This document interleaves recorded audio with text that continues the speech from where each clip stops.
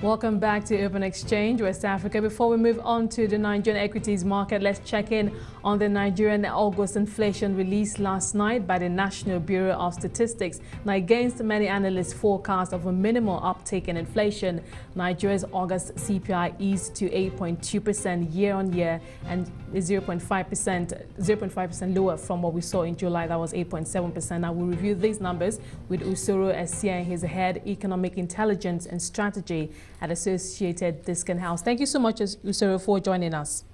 Thank you. Were you also expecting to see an uptick in headline inflation?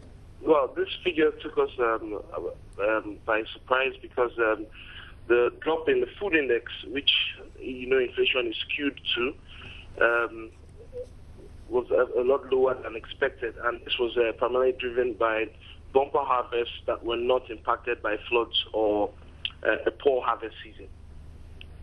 So now, obviously, if this coincided with the harvest season, obviously we would have seen, in terms of more food items being put out onto the market. So shouldn't that have pointed in the direction of a downward trend? Well, as at the time we do our data gathering, we do it for 15 days. The MBS, I believe their cutoff is like 25th. So it's possible the effect should at this last part of August, whereas the first half of August we still got prices slightly at the same levels as they were in July. However, the data indicates that they improved and they dropped at least by 30 pips from what they were in July. The index from the MBS was 10%, and it says food inflation fell to 9.7%. Well, the core, as expected, because of the volatility in the exchange rate, inched up to 7.2%, and that was largely expected. The figure of 8.2% year-on-year would only be achieved because of the fact that the food index is slightly more account. It's taken into on more account than the core index, and about 51% when you check the weighting.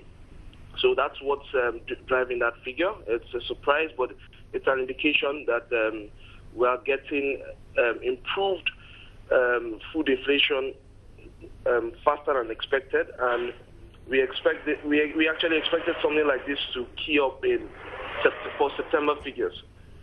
September figures were actually around the 8.1%, so we would adjust our forecast accordingly. Yeah. Okay, well, do you see this trend continuing? Because obviously, looking at the numbers, it's been the CPI has been in single-digit territory since the beginning of the year.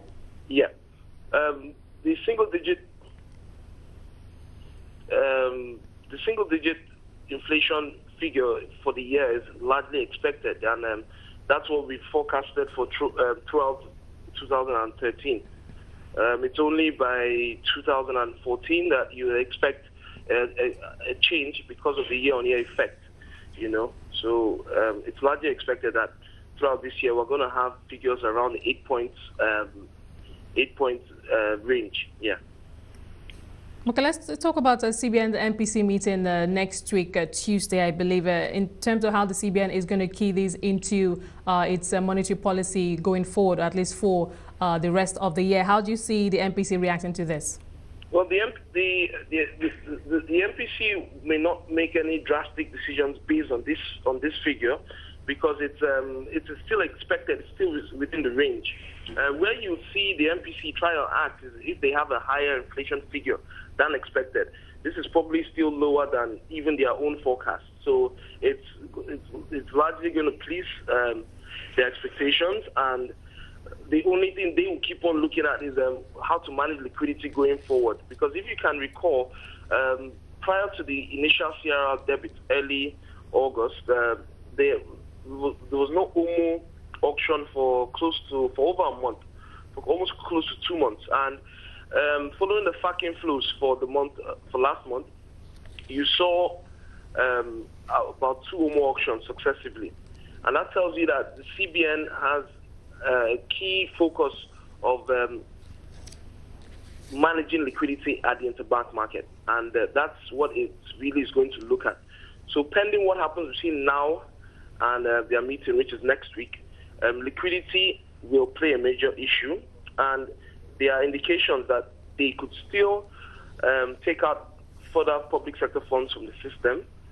However, that depends on the kind of inflows that come from FAC. The FAC meeting is scheduled this week. So those are the key drivers for their decisions. Yeah. All right, thank you so much, Usoro, for giving us your own perspective on the latest inflation figures. Usoro Essien, Head Economic Intelligence and Strategy at Associated Discount House. Now let's